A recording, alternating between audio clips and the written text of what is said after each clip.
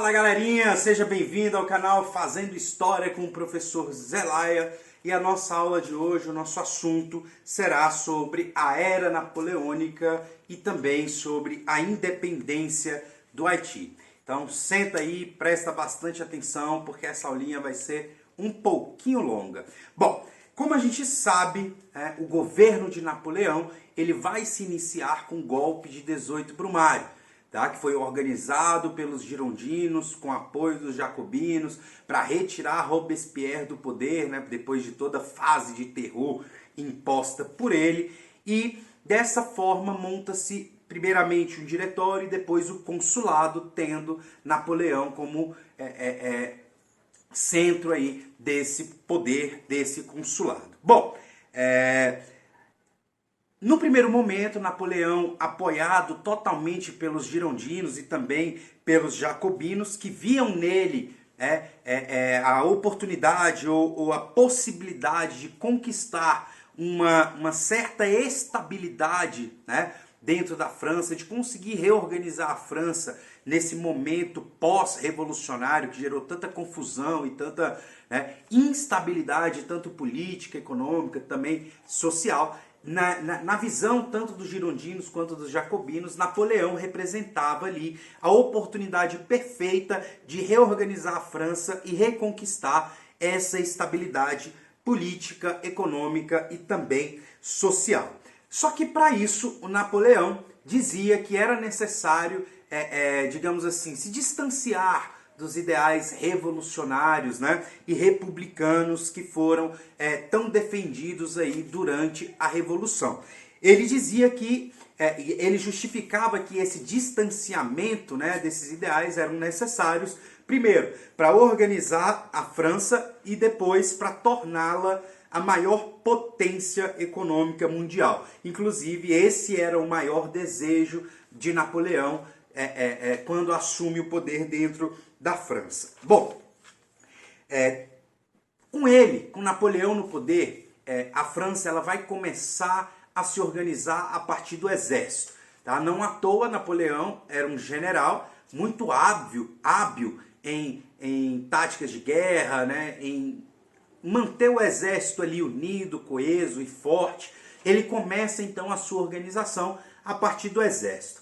Depois que ele organiza o exército, ele começa a ter várias e várias vitórias militares na incursão francesa na África, o que vai possibilitar que a França adquira uma certa quantidade de riquezas. Tá? Isso foi muito importante para quê? Para resolver um outro problema que era crucial para Napoleão, que era justamente o problema econômico. E para isso, além das incursões na África, das incursões militares, né, das expedições militares, ele também botou em prática os ideais liberais, né, revolucionários para funcionar na economia. De que forma? Ele incentivou o tempo inteiro a prosperidade da burguesia através do comércio. Tá? Isso, obviamente, agradou e muito aos girondinos.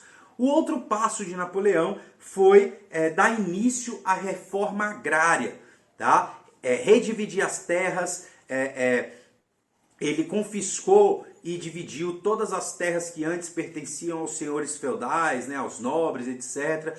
Isso, obviamente, vai agradar tanto os jacobinos quanto os sans-culottes, como o povo também de uma forma geral. Além disso, ele também vai unificar a moeda francesa, ele vai fundar o Banco Nacional da França, tá? Que vai controlar todo o sistema monetário francês. Ele vai reorganizar os impostos de acordo com o grau, né, de riqueza de cada cidadão.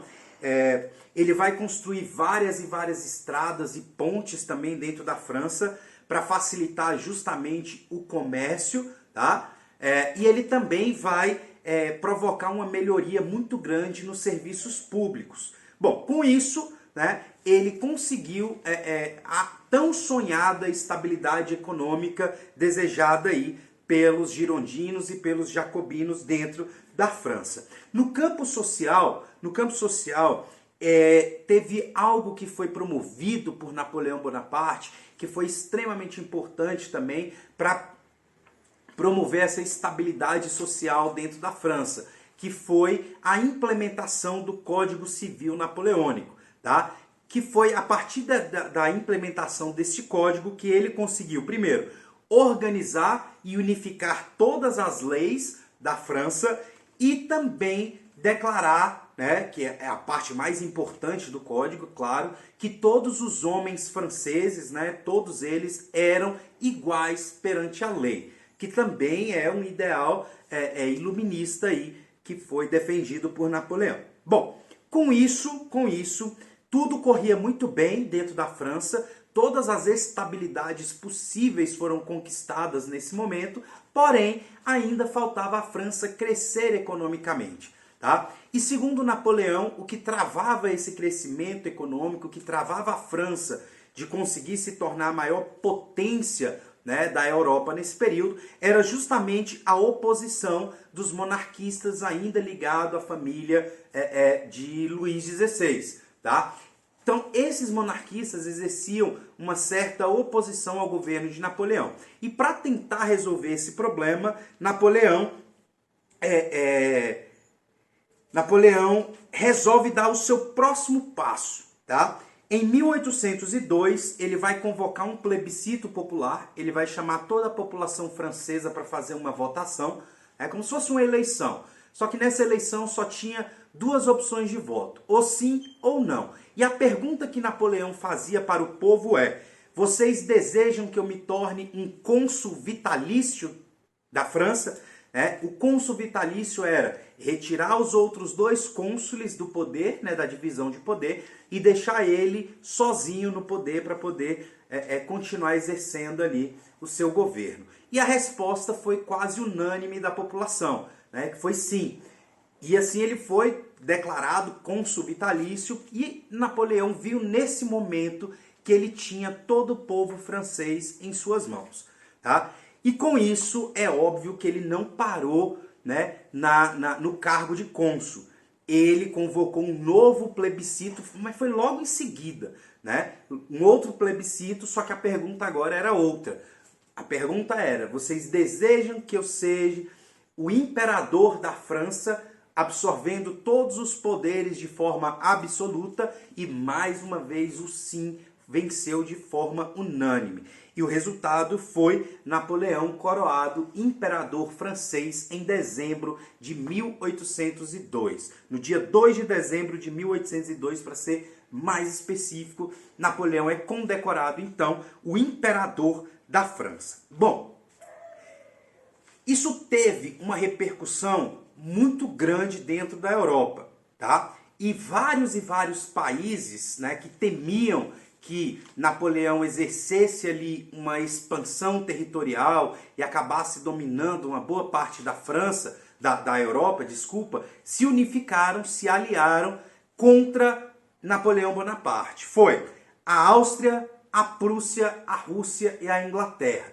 Esses países formaram uma aliança, tá, contra a França e declararam guerra contra os franceses, ok? Bom, a Guerra dos Aliados, então, contra a França foi iniciada em 1803, tá? Durante toda a batalha, durante toda a guerra, as batalhas travadas no continente europeu, dava a impressão que o exército napoleônico era um exército simplesmente imbatível. Tá? Primeiro porque era um exército muito numeroso, muito bem organizado, e as táticas de guerra de Napoleão eram completamente inovadoras. Tá? Ele conseguia pegar praticamente todos os outros exércitos ali de surpresa. Só que, com isso, na verdade, o exército napoleônico ia vencendo uma batalha após a outra. Uma batalha após a outra. E com isso, Napoleão foi conseguindo expandir o território francês e conquistar vários e vários territórios ali dentro da Europa nesse período, tá? Porém, Napoleão tinha ainda uma pedrinha no seu sapato, que era a tal da Inglaterra, tá? Por que a Inglaterra era uma pedra no seu sapato? Porque ela se demonstrava quase que impenetrável. Nós sabemos que a Inglaterra é uma ilha, né? E toda ilha, como vocês sabem, é cercada pelo oceano. E a Inglaterra, por conta da rainha Elizabeth I, vocês lembram, né? Ela tem a frota marítima, o exército marítimo, a marinha mais poderosa da Europa, tá? Que se tornou um exército muito peculiar pela sua qualidade de combate no mar, no oceano. Com isso, Napoleão não conseguia de forma alguma chegar ao território inglês. Ele sempre parava no oceano. Tá? Na última batalha travada por Napoleão dentro, né, do oceano, ali, na tentativa de invadir a Inglaterra, foi a Batalha de Trafalgar, onde todos os navios franceses foram praticamente destruídos.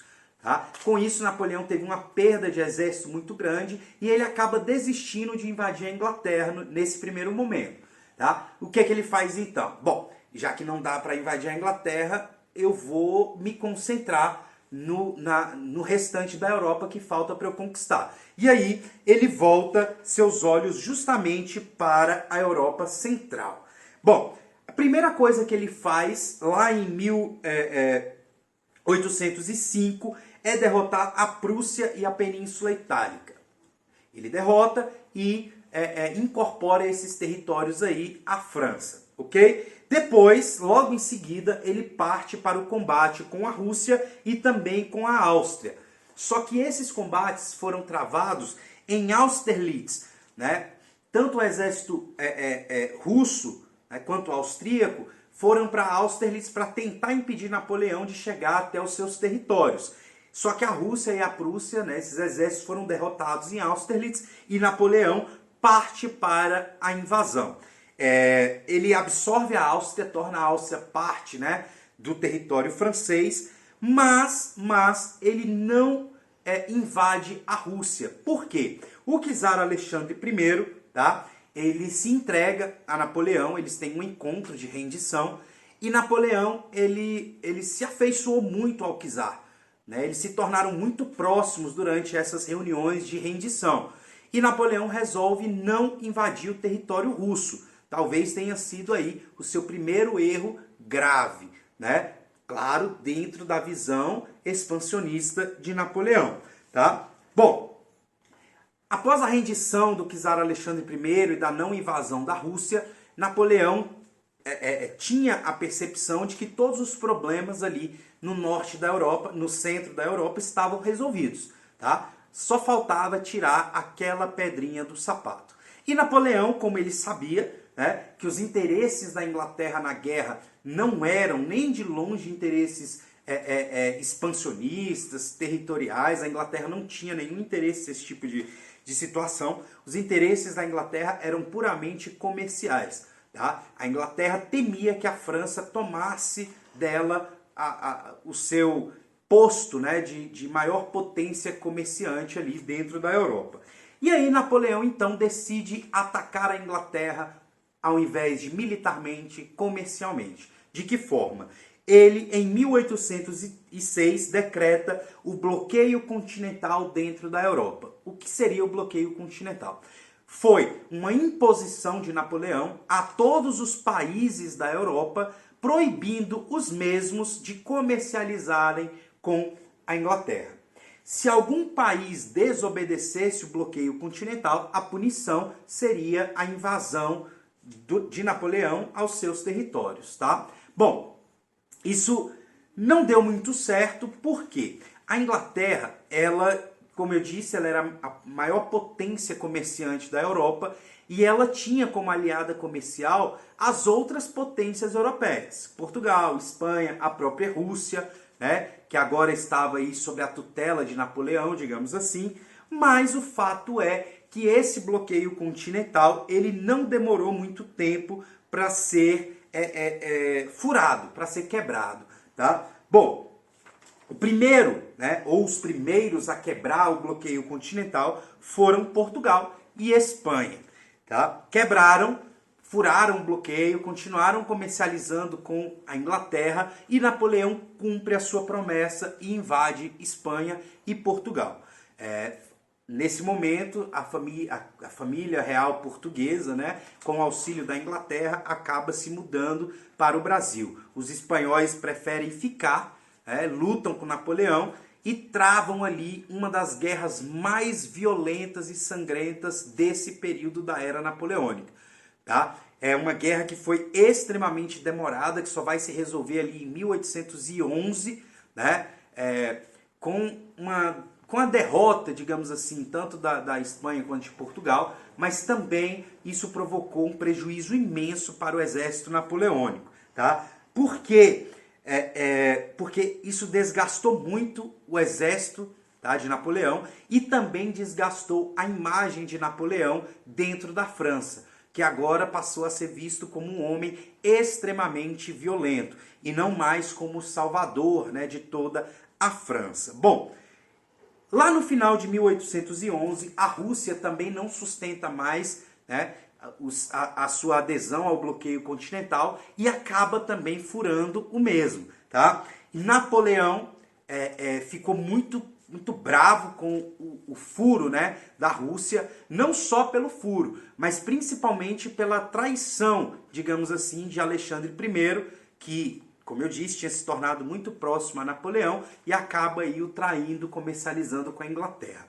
Napoleão resolve então invadir, né, a Rússia, porém, como diz o ditado, a Rússia não é para principiantes, né? E Napoleão sabia disso, tá? Napoleão sabia disso porque ele sabia que o maior exército da Rússia, na realidade, era o inverno, tá? Tanto é que ele, ao compor a estratégia de guerra para a invasão da França, ele cita o rei Carlos XII da Suécia, né? Que a Suécia era um país extremamente forte dentro da Europa. Quando Carlos XII resolve invadir a Rússia para conquistar a Rússia, ele invade no inverno e tem o seu exército aniquilado sem que a Rússia precisasse movimentar uma arma. Eles morreram todos de frio no inverno russo. Então Napoleão sabia disso e, como estratégia, ele resolve invadir a Rússia no ápice do verão, para fugir do frio. Bom, com isso ele enfrenta, né, e mal sabia ele que ele vai enfrentar o seu primeiro inimigo cruel dentro da Rússia, que foi justamente o verão, porque o verão russo era diferente daquilo que ele conhecia na Europa, tá? Primeiro, fazia um calor insuportável, sempre acima dos 35 graus, sempre, muito quente, e tinha um outro detalhe. As noites russas durante o verão duravam apenas 3 horas, né? Então, os soldados não conseguiam dormir de forma satisfatória, eles dormiam no máximo 3 horas por dia, né? Por conta do sol, que nascia rapidamente e começava a esquentar muito. Com isso, Napoleão teve a ideia de acelerar a marcha para chegar o mais rápido possível ao centro, né, da Rússia, a capital russa, que era Moscou. Bom, juntou o sentimento de traição, a ira de Napoleão, com a estratégia que ele traçou para chegar o mais rápido possível, ele começa a fazer o seu exército marchar em uma velocidade alucinante. Tanto é que nos primeiros dias da invasão, né, não foi nem uma semana, eles já tinham marchado 112 quilômetros.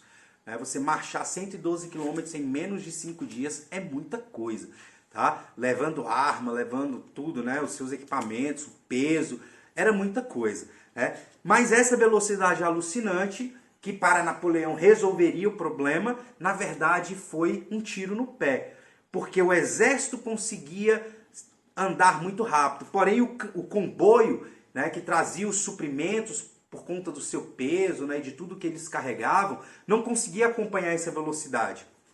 Somado a isso, aquele calor insuportável, a falta de sono, o exército de Napoleão foi ficando cada vez mais fraco, né?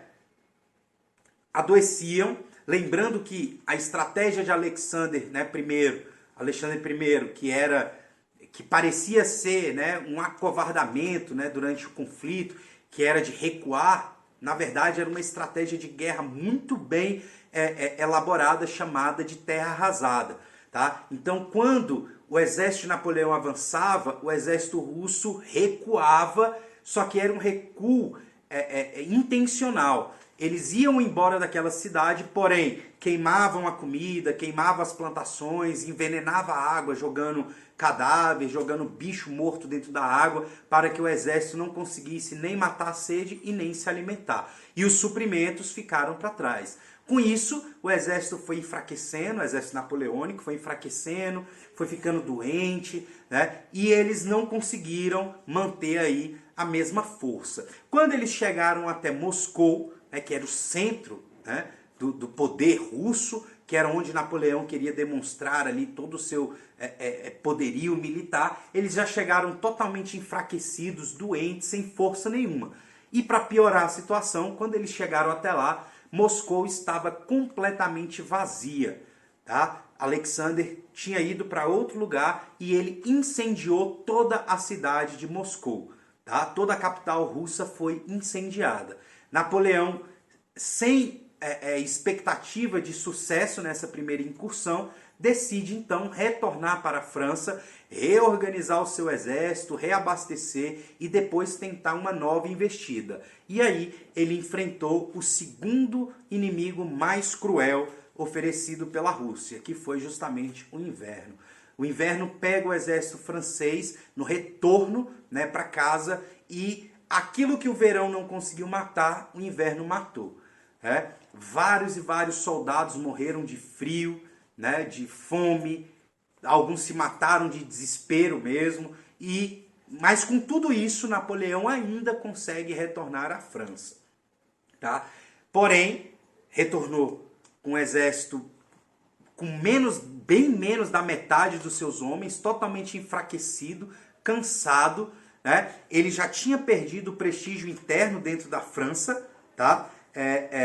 Isso em 1812, quando ele consegue voltar, já tinha, né, perdido seu prestígio interno, não era visto mais como o salvador da França, né?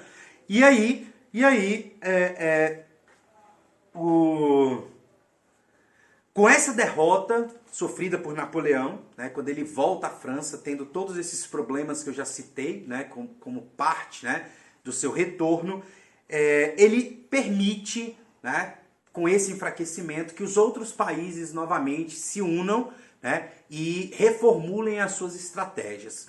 Bom, dessa forma, a Áustria, a Prússia e a Rússia organizam uma investida contra a França e resolvem, em 1814, invadir Paris. Eles conseguem chegar até a capital francesa com extrema facilidade, lembrando que o exército estava totalmente entregue, né? Os homens que Napoleão perdeu foi de uma quantidade absurda. Napoleão ali, sem ter muito o que fazer mediante esse processo, acaba abdicando ao trono e se rende ao governo austríaco, prussiano e também ao governo russo. Ele é exilado, tá, numa ilha chamada Ilha de Elba, e com Napoleão exilado fora da França, né, sem o seu poder, sem o seu exército, sem nada, o governo francês foi devolvido para as mãos de Luís XVIII, né, que era irmão de Luís XVI, e vai ser restabelecido na França de novo aquele governo monárquico absolutista. Obviamente isso gerou um desagrado tremendo em toda a França. Com isso, Napoleão consegue, mesmo da ilha de Elba, exilado, né, ter o apoio do exército francês e do povo francês, consegue fugir da ilha, né, e retorna a Paris em 1815. Quando ele chega até Paris, né, ele é aclamado pelo povo e também pelo exército, ele é visto mais uma vez como o salvador de toda a França, recupera o seu prestígio e ele é recolocado no poder. O rei Luís XVIII foge, né, vai embora e deixa o Estado novamente para Napoleão. Ele assume, retoma o poder, mas Napoleão sabia, né, que a partir do momento que ele retomasse o poder, a França sofreria novamente os ataques dos aliados. Ele resolve não esperar, organiza o seu exército e retoma o seu movimento expansionista. E resolve atacar os exércitos prussianos, austríacos e também russos, né? Só que eles se encontram aí numa batalha chamada Batalha de Waterloo, que foi a última de Napoleão, E por muito pouco, né, foi por detalhes, o exército de Napoleão acaba sendo novamente derrotado. Esse momento do retorno de Napoleão até a Guerra de Waterloo é conhecido como Governo de 100 dias, porque Napoleão permaneceu no poder exatos 100 dias do seu retorno até o fim da Batalha de Waterloo, quando a França perde ali novamente a guerra e Napoleão novamente é exilado, só que dessa vez na ilha de Santa Helena. E era uma ilha praticamente, dali não tinha como fugir. E ele acaba permanecendo lá até a sua morte em 1821. Bom, após a derrota de Napoleão na Batalha de Waterloo, foi organizado, né, pelos governos austríacos, ingleses, prussianos e franceses também, inglês também, desculpa, né, o Congresso de Viena, tá, que foi uma reunião desses governos para reorganizar a Europa novamente, e a intenção desses governos era retornar a Europa aos moldes de antes de 1789, antes da Revolução Francesa. Tá? E aí eles pretendiam fazer essa retomada não somente com territórios, mas também com governos. Então, o Congresso de Viena, que formou a Santa Aliança, né, esses países mais fortes aí, Inglaterra, Áustria, Prússia e Rússia, montaram a Santa Aliança e passaram então a restabelecer esses governos monárquicos, tanto na França quanto nos países que a França havia conquistado. Porém, teve algo que Napoleão fez, além de invadir esses territórios, que foi levar os ideais liberais para todos esses países que ele invadiu. Tá? Napoleão, assim que ele invadia um território e absorvia esse território, ele estabelecia o Código Civil Napoleônico. Né? E a partir dali ele transformava todos iguais perante a lei. Esses ideais napoleônicos, né, do Código Civil, eles foram disseminados por toda a Europa durante as invasões napoleônicas. E isso o Congresso de Viena não poderia desfazer. Tá? Por isso, nem o Congresso de Viena e nenhum governo monárquico conseguiu destruir, né, o que veio após Napoleão. Ou seja, a Europa ela jamais voltaria a ser politicamente igual ao período anterior a Napoleão Bonaparte, ok? Bom, esses ideais também alcançaram outros locais, né, fora da Europa, como a gente já falou, os ideais revolucionários franceses chegaram até as 13 colônias, chegaram até o Brasil durante as Inconfidências, e esses ideais também foram responsáveis pela formação do primeiro país fundado por negros ex-escravos fora da África, que foi justamente o Haiti, que era São Domingos, uma colônia francesa na América, né, que tinha em sua grande maioria populacional de escravos e era comandada por brancos. Né?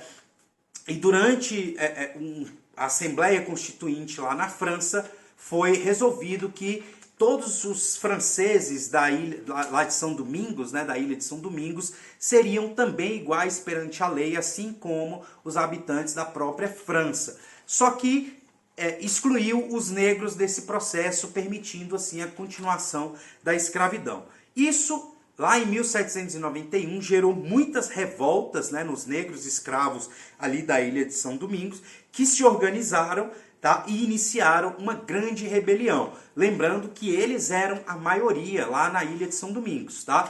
E o que esses negros resolveram fazer? Eles tacaram fogo nas plantações de cana-de-açúcar, né, e mataram os brancos dos seus, né, das fazendas, etc. E tal, os brancos que exerciam domínio. Com isso, essa revolução, né, organizada por esses negros ali, que eram chamados de jacobinos negros, né, sobre a liderança de um haitiano chamado Dessalines, esses ideais foram crescendo por toda a ilha de São Domingos até que, em 1804, os jacobinos negros, liderados por Dessalines, conseguem expulsar o exército francês e os demais resistentes que estavam ali, mudam o nome do país para Haiti, tá? E estabelece ali, e é eleito o imperador do Haiti em 1805.